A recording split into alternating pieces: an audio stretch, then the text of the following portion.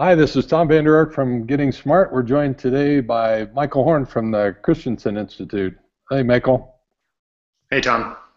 You're the judge of judges for the Next Generation Learning Challenges, and today I wanted to talk to you about what gets in the way of creating more schools that provide next generation learning opportunities for kids.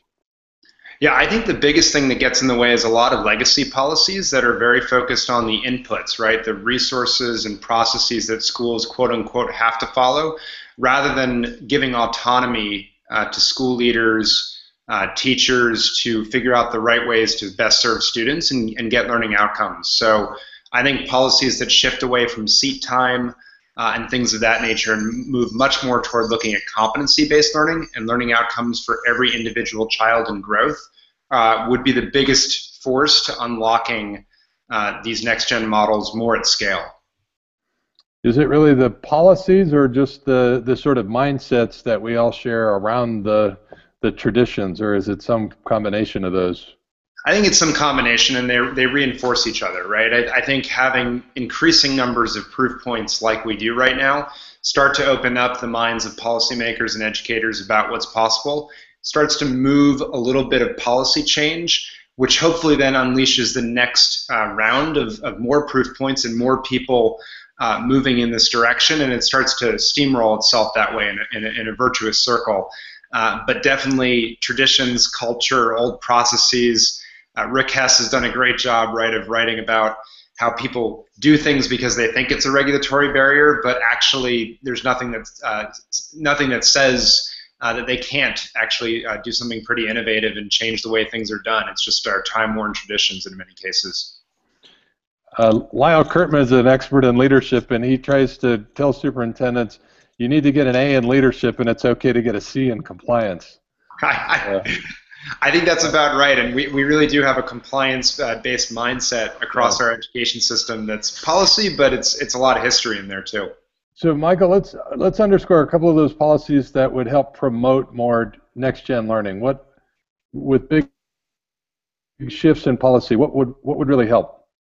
Yeah, so I think the seat time barrier is one of the biggest, right? Moving to competency-based learning, stop focusing on the number of minutes and funding the number of minutes that students sit in seats and really start to move toward a progression-based individual growth model.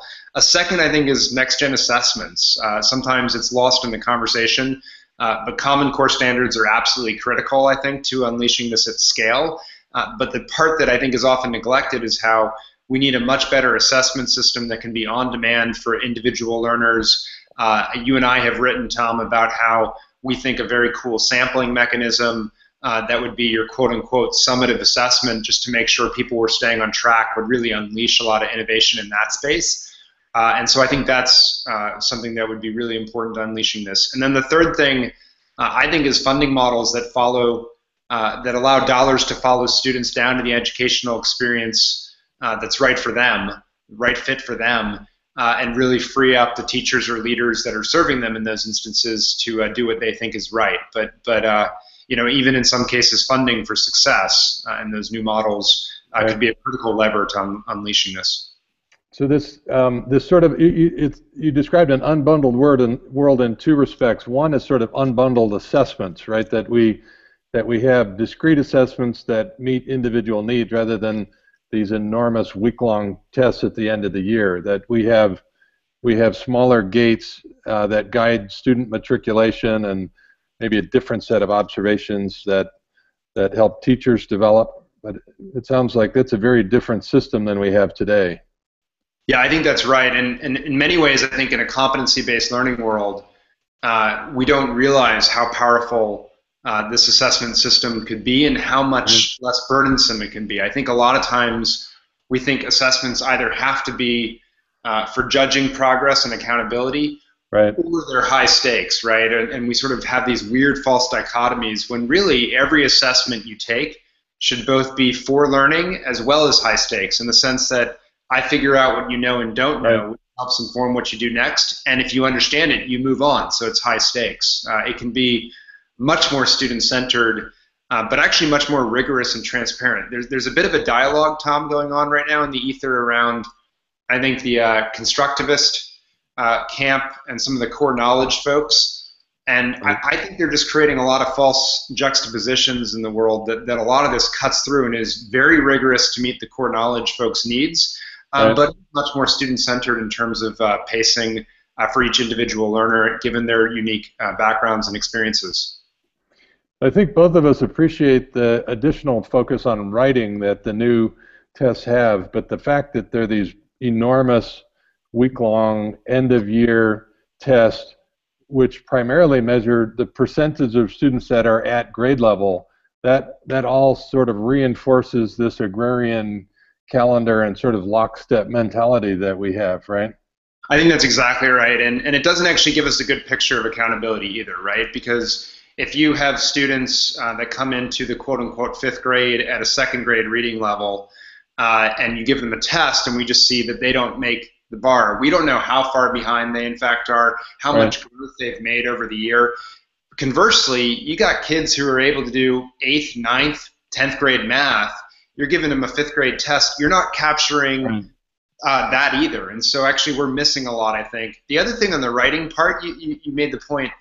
I think one of the things that gets squeezed out as we stay locked in a week-long testing world, or that's our mental model, is the opportunity for truly good performance-based assessments, because we're always making these trade-offs over we can't have the test too long because the parents and teachers will rebel. If it's too short, then we don't have room for these things. So we always come back to these really weird compromises in the middle, rather than an on-demand world which could have robust objective and performance-based assessment items.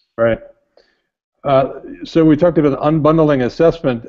Go back to your comments about unbundling learning and these sort of personalized playlists and personal progressions. That sounds like an exciting future.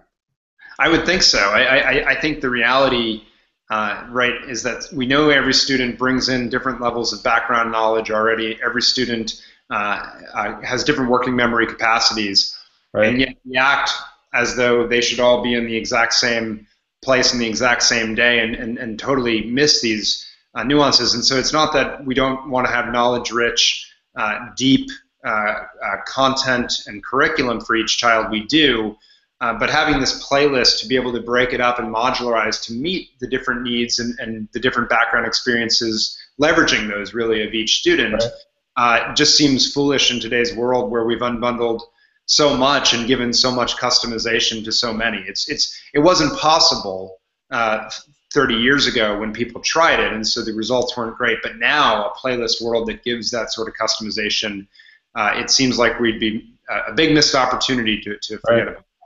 We just released a paper that suggested if our kids, our secondary kids, have lots of options available to them, we also need to make sure that we are giving them appropriate guidance and support. And so that in this unbundled world, we really need to rethink guidance and support so that we're making sure that kids and families are making good choices that add up to college and career readiness. Yeah, it's an important point. I think actually in many ways, as we commoditize content, that goes to free over time. We should free up resources in schools to actually get more creative on what that building of social capital, the mentoring, the guidance experiences are, and really to help people make sense of such a modular world. It's interesting if you analogize to computers for a second, as my mentor Clay is wont to do. When computers modularized in the late 80s and early 90s, you still needed a company like Dell to come in and help make sense of all these different options and cobble together pathways with you. And I do think we'll need integrators, if you will, that for every child helps you create an integrated experience that adds up to success in life. It's not just aimless one.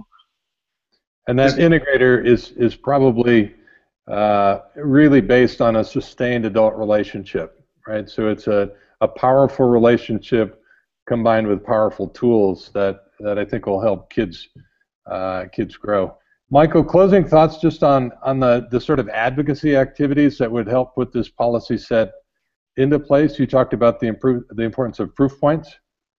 Yeah, I think proof points are big. I think we need to spend more time thinking about then building public support, public awareness on the ground for those before we take the policy step, and sort of think of that as a circle. The other thing I would say is we shouldn't forget about the making this about all children. And I say that meaning that sometimes the dialogue gets to be about my children in my suburban school district, that's fine. Sometimes it gets to be about those children that we want to give better educational opportunities to. There's a lot of weird splintering of dialogues. This really is for each and every child. We underserve every child in today's system. And so really making it about everyone and broadening the political tent, I think is a really key advocacy piece of this. Yeah, well, the emphasis on all kids is a great place to wrap. Michael, we appreciate your advice on policy and advocacy when it comes to next-gen learning. Thanks for being with us. Thanks, Tom, for your leadership. Appreciate it.